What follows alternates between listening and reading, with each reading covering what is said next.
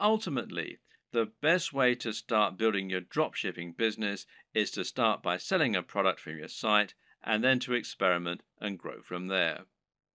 The exact strategies you use are going to depend usually on the nature of your website, your audience, and your goals. It's up to you to find your way, to see what works, and to tweak and evolve your business over time. Hopefully, this video guide has given you all the tools you need to get started. You should now have a strong idea of how a dropshipping business works and how to get started. And you should now have a grasp on how to encourage products to grow, how to choose items that are likely to sell, and how to find the right market and audience for what you're selling.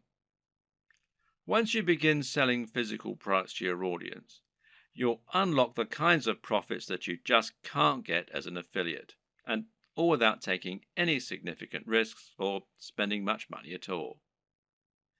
And I wish you every success.